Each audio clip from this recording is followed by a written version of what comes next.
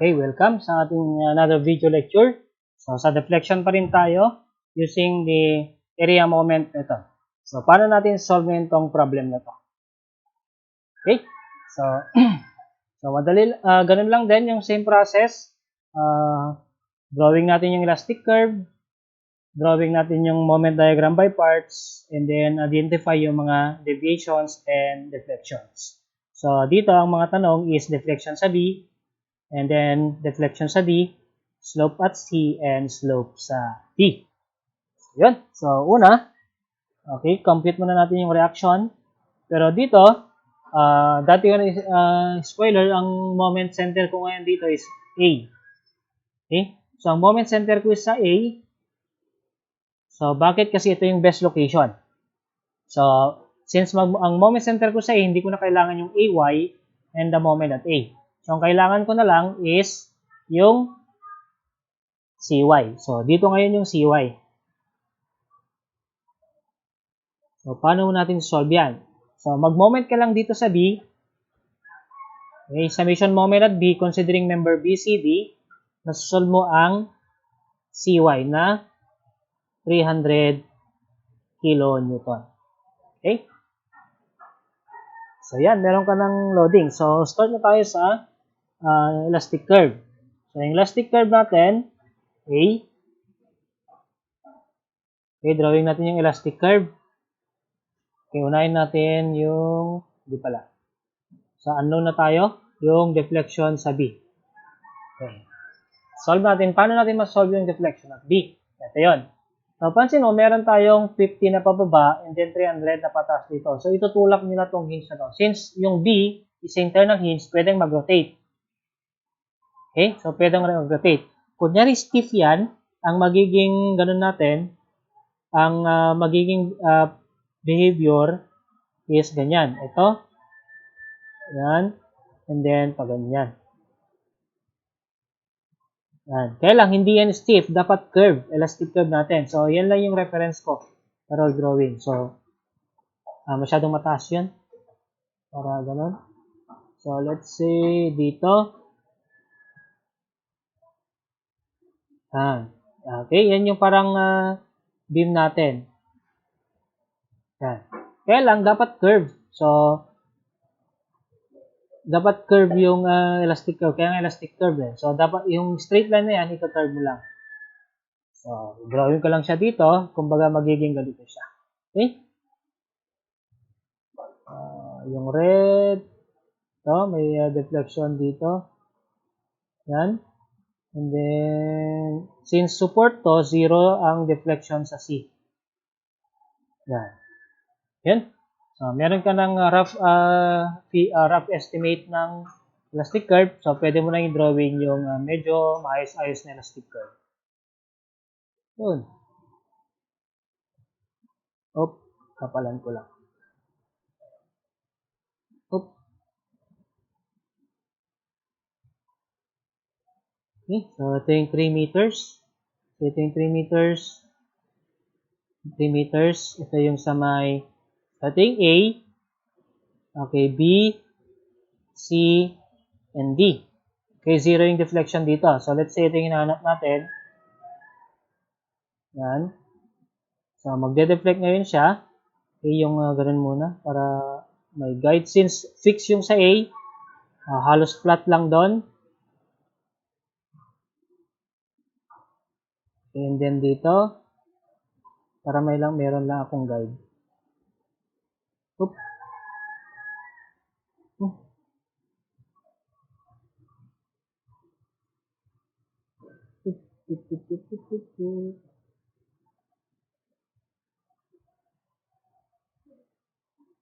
Oh, yan. So, yan na yung elastic curve natin. So, kapalan ko na lang. So, from kilo naman. Kilo ulit. Pwede naman kasing i-zoom eh. Ayan. Yun. So, and then meron tayong hinge dito. Yan.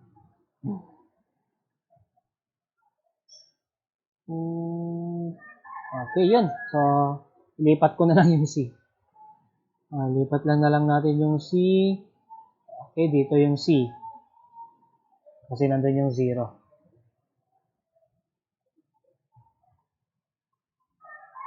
See? So, yun. So, okay na yan. So, linisan ko lang to para oop. Bura tayo. Wag na. Baka mabura pa natin lahat. Yun. So, meron ka ng elastic curve. Yung rough elastic curve natin. So, yun. So, pansin nyo, yung A, since ang slope sa A is 0, diba? Ang slope sa A natin is 0. So, ibig sabihin, horizontal line lang siya. So, let's say, ito yung tangent line sa A natin. Okay, tangent line. So, this is tangent at A. Now, when we draw a tangent line at A, dito sa may point B, meron tayong vertical distance dito. Okay? Yung vertical distance here, this distance, this is the deviation. Okay? So, the deviation of B drawn from a tangent line at A, which is actually also equal to yung hinahanap nating deflection. Okay? Ito rin yung deflection sa B. Kataon lang. Okay? Kasi 0 ang slope nito eh. Ayun. So, based from that relationship, makukuha natin, so, if delta B, or the deflection at B is actually equal to the deviation at B drawn from tangent line at A.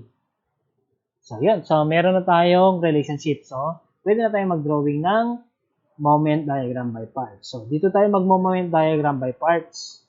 Ibabalikan natin mamaya yan.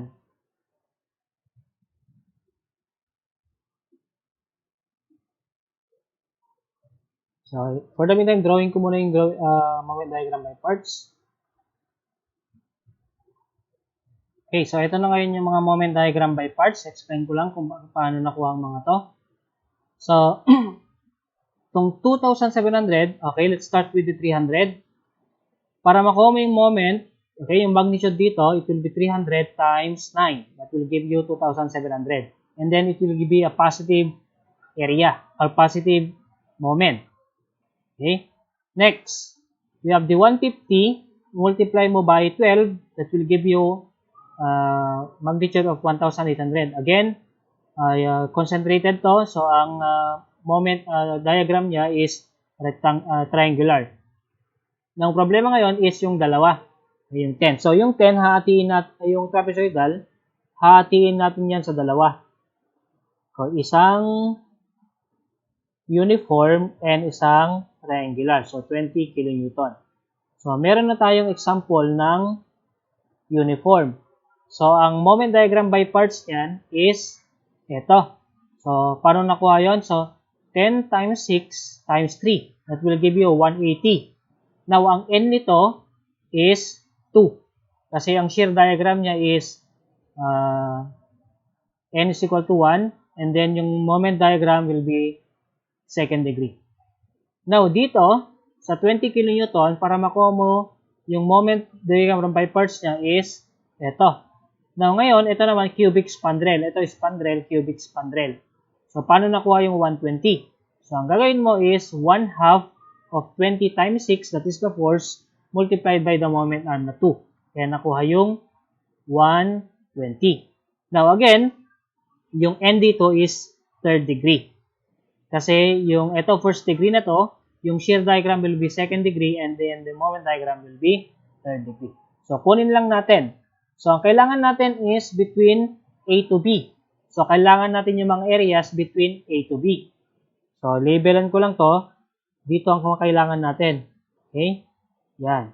Kailangan natin to na part. So, ano tong magnitude dito? So, wag ka na mag-ratio in proportion. I-multiply mo 300 times 3, that will be 900. Ito rin, 150 times 6. 50, 50 times 6. So, 900. 900 din to. Yun. So, hatiin natin ngayon to. Yan, hatiin mo din to. Yan. So, meron kang mga areas ngayon. So, ito yung mga centroid ng area na yan. Iburahin ko lang to. So, let's say, nandito yung area niyan. Ito yung centroid. Ito yung area niyan. Nandyan sa centroid. Again, nandito yung centroid.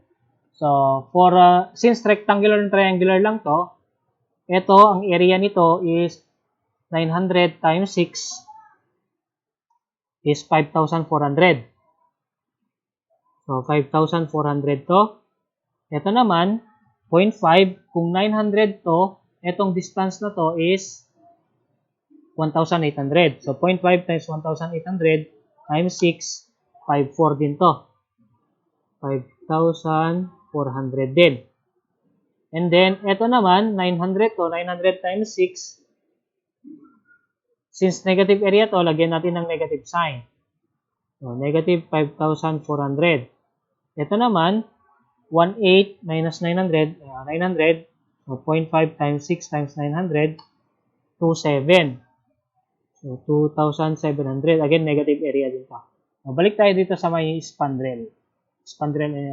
Cubic spandrel and spandrel. Now, meron tayong general equation ng spandrel. And then, ito yung formula in determining the area and the center. Okay? So, from x bar, yung x bar natin is mula dito. Okay? From, kunyari dito na magnitude, ito mula dito.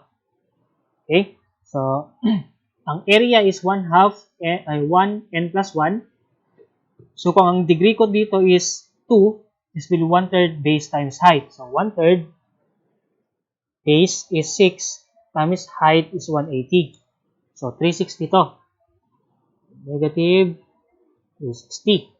Now, dito naman, ang n ko is 3. So, 1/4 base times height. So, 1/4. Yung base ko is 6. Yung height ko is 120. So, 180. Negative 180. Ngayon, saan yung mga center? Okay, yung center nito mula dito is n plus 1. So, 3, 4. Okay, 4/5. Okay, 4/5 of base. That is 4/5 of 6. It will be 4/5 of 6. 4.8. So, 4.8 to. Okay, meters. Ito naman, mula dito, okay, 2 plus 3, 2 plus 2, 3/4 of B. What is 3/4 of B? 3/4 ng 6. Okay, 4.5. Okay, sa triangle, hindi natin kailangan gamitin yung formula na yan kasi kabisado natin. So, ito, okay, from this distance, ang distance nito is, okay, 4 meters. Ito naman, this distance, mula dito, wala na akong paglagyan.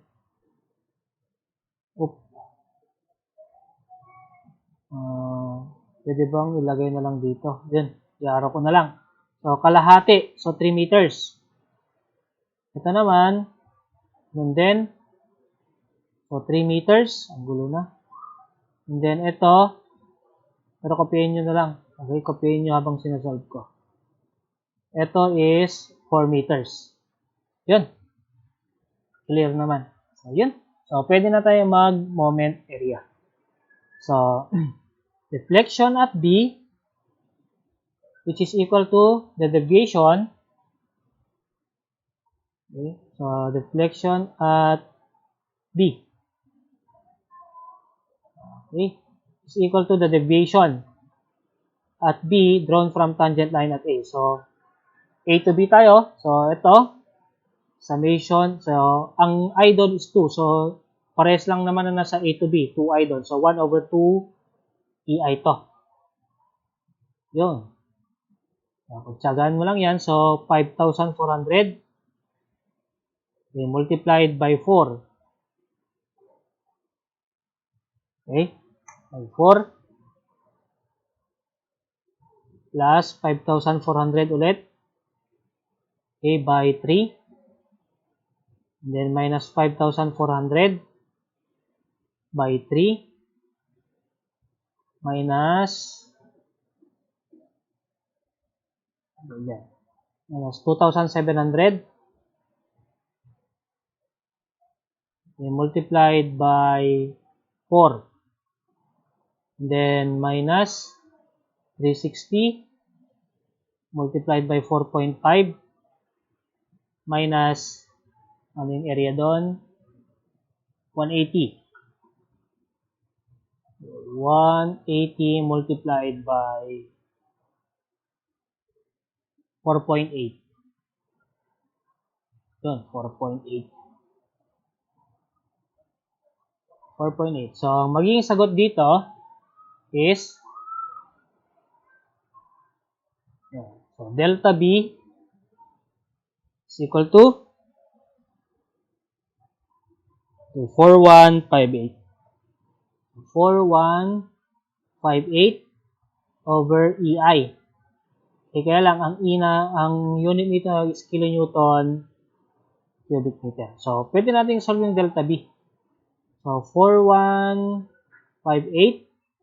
So, ito i-convert natin to Newton mm cube. So, multiplied by 4. So, Newton mm cube divided by the yung GIE, which is 205.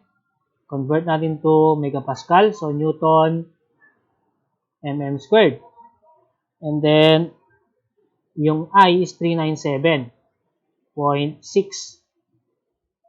times 10 raised to 4.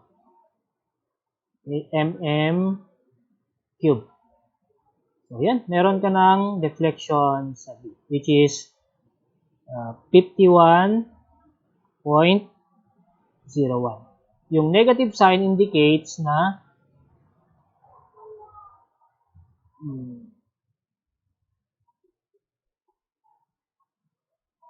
yung negative kasi ito eh.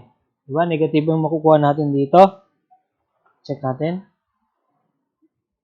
Hindi ko nakita yung sign kanina. 5,400 times 3 minus 2,700 times 4. 5.5 minus 1,000. Hindi ko nakita yung napansin mo yun. 836 positive. So, check natin kung tama yung assumption natin. So, ayun. Okay, positive. Kasi yung ganun natin, yung elastic, yung deviation natin is below. Okay, below the elastic curve. So, positive. Okay, tama. Positive. So, 51.01 mm. So, ito is okay, pataas. Okay, kaya positive yung nakuha natin dito. So, 51.01, pataas yung deflection sa B. So, yun lang yung mahirap dyan sa deflection sa B. So, the rest, madali na lang. Okay, so yun. Okay na. So, okay na tayo sa B. Next. Deflection D. Pero unahin muna natin yung C. Okay, sa C. Okay, dito na lang. So, i-isolate ko lang yung C. Kasi pwede naman eh. Dito na lang. Pwede ba? Ano bang pwedeng gawin sa C? Yun. So, dito, let's say I'm going to draw a tangent line sa C. Mag-ruler na ako. Gamitin ko nga ito. Let's say yan. Gamitin ko yung yellow. Hindi pa nagagamit. Yan. Nag-tangent naman siguro. So let's say nag-tangent dito sa may C. Tangent dito. Yan. So, when we do a tangent line sa C, okay, so tangent at C. So, meron tayong vertical distance dito, yung intersection. So, ito, let's say we call it as deviation. So, the deviation of C, C daw, point B yan eh. The deviation of B drawn from a tangent line at C. Yun. So, and then, yung slope ng C, ito. Okay, yung slope ng C. From the horizontal. So, ito yung theta C. Now, makikita mo, if you can realize na mayroong triangle na nabubuo. Yan. Ito yan. Draw ko lang dito. So, ito yung tangent line. Ito yung sa point C. Ito yung point B. Okay, ito yung triangle. Pero itong triangle na to is actually a combination of ito kasi yung C eh. Yan, ito yung C. So, meron ka ng deflection sa B. Ito yung TBC. Okay, TBC. Ito yung slope ng C. So, meron kang triangle. So, rise over divided by run, alam mo yung distance ng B to C, which is 3 meters. So, theta C is actually rise, which is deflection at B plus the deviation at B over 3. So, if we can only determine the deviation at B to C, deviation sa B, makukuha natin yung slope sa C. So, yun. Yun ang pagtunan ng pansin. So, meron ka ng, so, kailangan natin yung area from B to C. Ano ba yung area na yun? Okay, from B to C, ito yung mga areas. Yan. So, let's say ito, yung area na to is, ano yung area na yan? 1/2, 0.5 times 3 times 900. 1,350. Okay, positive. Dito naman, okay, hatiin lang natin to. So, meron kang area dyan. Ano yung value dito? 150 times, okay, 150 times 3, yung moment dito, 150 times 3. So, 150 times 3, 450 yun. 450 to. Red ang gamitin ko. Okay, 450. So, dito, ang value is 450 times 3, 1,350. 1,350. Dito naman, dito na lang, i-arrow ko na lang. Yung area dyan, 900 to, 450 to. So, ibig sabihin tong distance na to, yung maliit na yan, is 450 also. So, 0.5 times 450 times 3, 675. So, 675. So, area lahat to So, yung distances, kaya na natin yan kasi ganun naman, triangular, rectangle lang naman yan. So, yun.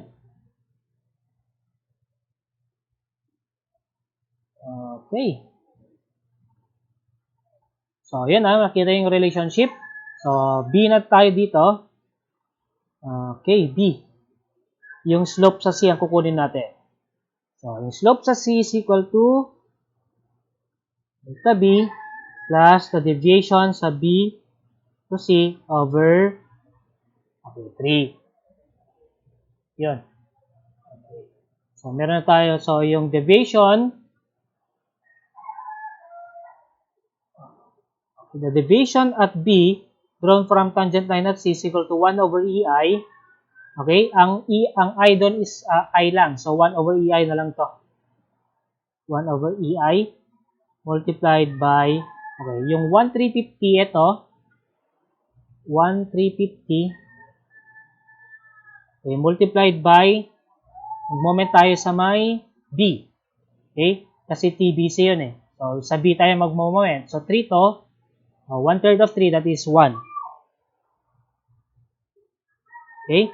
Minus 1,350 multiplied by kalahati, 1,350 sa rectangle.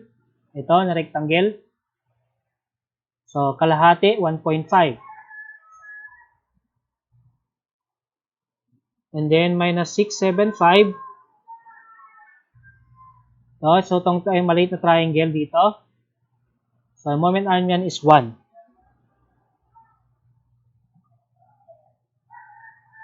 So, yun. Meron ka ng value ng deviation.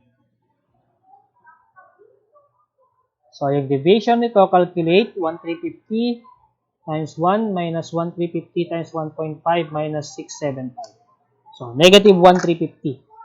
So, the deviation of BC is negative 1,350 over EI. Okay, bakit negative? Kasi, ang deviation natin is above, or yung tangent line, or yung deviation is above the elastic curve, or below the tangent line. So, ibig sabihin, tama yung assumption ko. So, dapat negative talaga yan. So, yun. Pwede nang mag-solve ng slope sa C. So, slope sa C is equal to deflection at B, which is 4158 over EI. Okay? Plus, so, since distances ang kukunin natin, i-absolute mo to. Okay? I-absolute mo yung TBC. Okay? So, regardless ang sign. Baka kasi plus negative nyo yan eh. Plus negative. So, disregard yung sign. So, plus 1,350 over EI divided by 3. So, ano yung theta C? Or yung slope sa C? So, 4158 plus 1,350 divided by 3. So, 1,836 over EI. So, mamaya na lang natin i-compute yung mga exact value. So, 1,836 over EI. So, meron ko ng slope sa C. Yun. Okay, last. Okay, last. Okay, redraw ko lang sa D. So, sa part C, C na to, slope and deflection sa D ang kukunin natin. So, i-drawing ko lang yung sa may CD. Okay? Yung elastic curve niya. So, ito yung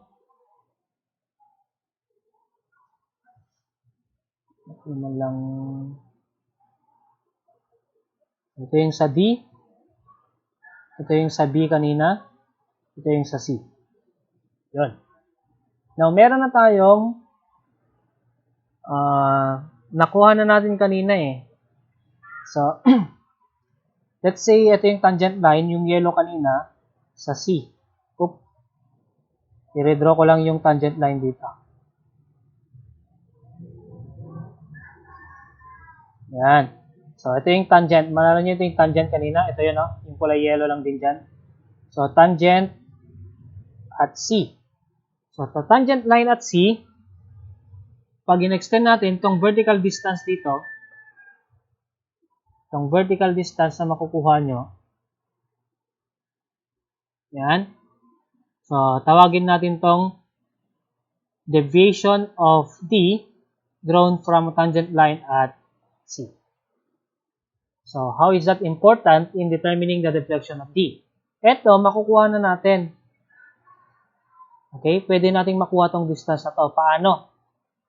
Okay? Meron kang slope dito. Slope ng C. You have slope of C here. And then, alam mo yung distance na to, 3 meters. So, ito, itong distance na yan is actually 3 theta C. Nakuha? So, i-write ko lang yung triangle. Hopefully, nakikita nyo yung triangle. Yan. Oop. Yan. Ito yung D. Okay, sa D na point dyan. Ito yung D na point dito. Ito yung sa may D naman na sa pag-plane. Paano ba yan? So, gawin natin D prime dito. Yung sa elastic curve na to. Ay, no. Hindi pala yan. Sorry. Mali.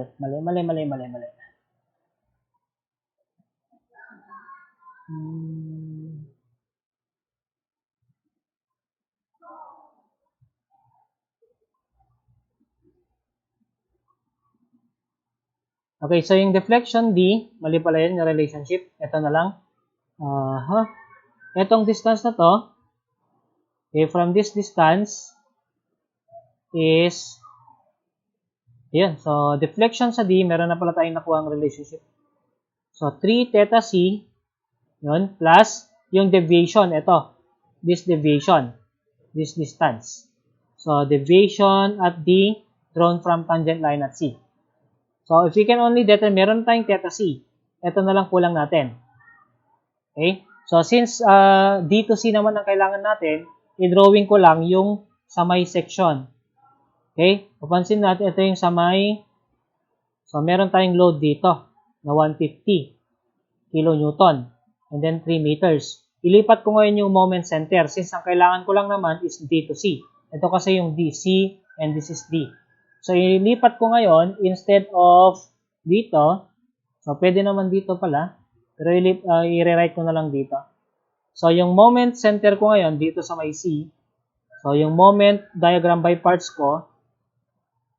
Yan. So, ito. So, 150 times 3 that is 150 times 3. 450. So, negative 450. And then, ito yung center niya. 0.5 times 450 times 3. 675. So, negative 675. Negative area kasi to. So, yan. Pwede na natin solve yung TDC. Sa di tayo magmo-moment. So, ito, ang distance nito is 2 meters. So, TDC, pwede na. So, 1 over EI, ang I naman dun is I lang. So, 1 over EI multiplied by 675 negative multiplied by 3. Now, negative yan, tama yung assumption natin na yung deviation is above the tangent, above the elastic curve. So, TDC 675 times 3. So, 20 ay, times 3 daw, times 2. But 3 naman yun. Times 2 lang yun. Moment arm kasi 2. So, 675 times 2. Ito na, 1,350. So, negative 1,350 over EI. Yun. So, pwede na natin i-solve yung TD. Again, when you substitute TDC here, huwag mo nang isali yung sign.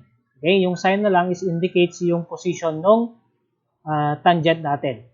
So, disregard yung sign. So, delta B is equal to 3 theta.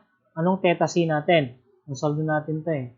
Yung theta C is 1836. So, 3 times 1836 plus 1350 over EI. So, delta D is equal to 3 times 1836 plus 1350. Okay, 6858. So, 6858 kilonewton per cubic meter over EI. Okay, EI. So, deflection at D. So, i-convert ko lang to. So, 6858. So, multiply by 1,000 raised to 4. Magiging Newton and M cube na yan. And then, yung E is 205. 205. And then, ang I is 396. Nakalimutan ko. 397 pala. 397.6. So, 397.6. Okay, times 10 raised to 6. So, yun. Makukuha mo na yan yung delta D. Okay, delta D, 6858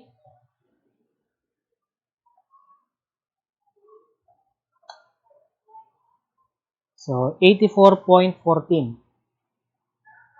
84.14 mm. Yun. Again, pababa to. Yun. Okay. So, meron ka ng theta deflection sa D.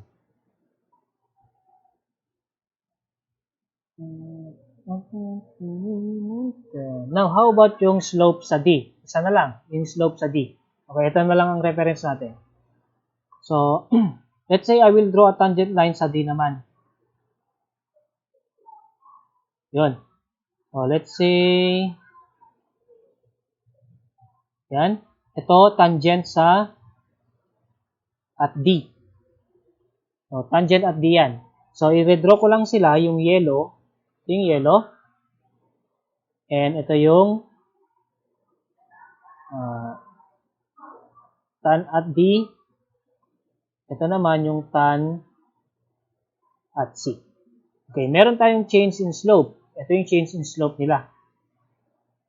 Change in slope ng C and D. So, from the horizontal line, ito yung horizontal line natin.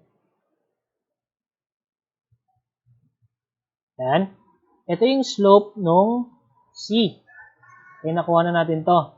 Ito yung slope ng C. And ito naman yung slope ng D. So, from this relationship, makukuha natin na ang slope ng D is actually equal to the slope of C plus the change in slope between CD. Okay, meron na tayong slope sa C. Kailangan na lang natin is yung slope sa CD. So, slope CD, or change in slope sa between C to D, is actually equal to 1 over EI multiplied by summation of area from C to D. Okay, meron tayong area doon, 675. So, delta CD is equal to 1 over EI, negative 675. So, CD is equal to 675 over EI, negative. So, ibig sabihin, yung rotation is, so, negative ang rotation. So, pag ganito siya. So, ang M2 is, ito, M1 to. Slope ng D, slope ng E. So, yun. So, meron ka ng D. So, yung D yung ngayon, slope ng D. Again, when you use this equation, disregard the sign. Ito, indicate nilang yung direction ng rotation. Okay, so disregard yung sign. So, delta C, delta daw. Theta C, ano ba yung theta C? 1836. So, yun. 1836. 1836. Okay, plus 675 over EI. Yun. So, theta D, 1836 plus 675. So, 2511. 11 over EI. Yun. Meron ka ng D. So, yan. So, ano ba yung mga kulang natin? So, meron tayong D. Meron na tayong C. Okay, calculate na lang natin yung slopes. Okay, in terms of degrees. Okay, convert natin. Ito, in terms of degrees, ang mga slope natin, dito na lang, hindi naman na kailangan. Dito. Okay, so ito, gagawin nating degrees. So, ang unit nito is kilonewton meter square. So, theta D, so 2511, multiplied natin to ng 4, magiging newton mm squared. Okay, divided by 205, 397.6 times 10 raised to 3. And then, i-multiply natin ng 180 over 5 para maging degrees. So, theta D, 2511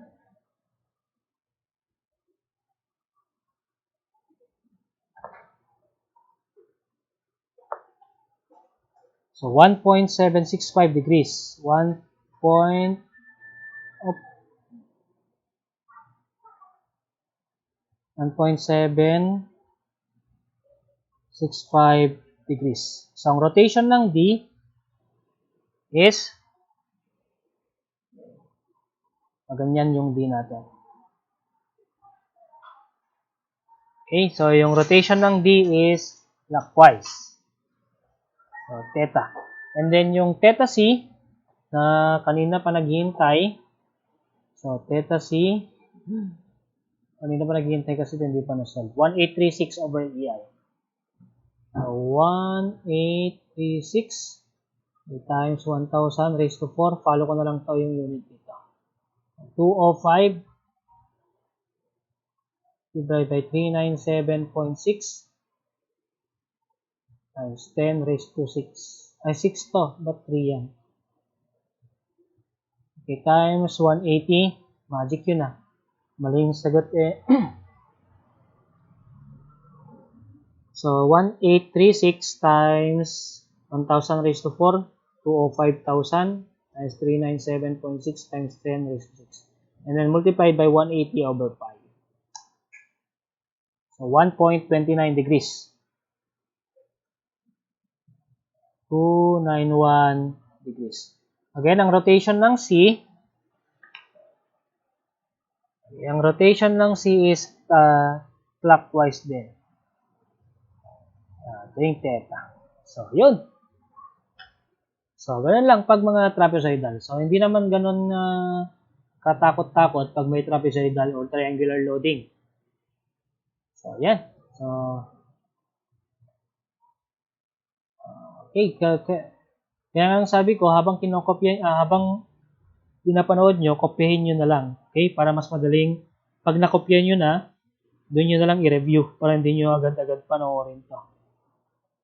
So, yan. So, habang kinokopya nyo yung solution, beware of the, ganun lang, disclaimer lang, may mga errors siguro kasi walang nag-proofread. Although, sinusolve ko siya before, pero merong mga times na nakakalimutan ko yung iba na i-substitute. Disclaimer lang, if you see mga errors naman, small errors, pwede nyo nang i-correct yan. Especially sa mga unit, gano'n. Medyo matagal lang kasi sarili ko, ako nagpo-proofread, ako nagsusulat, ako rin nagsusolve, nagka-calculate. So pag face-to-face to, good for 20 minutes lang yung mga ganitong problem. Okay? So again, see you sa next video.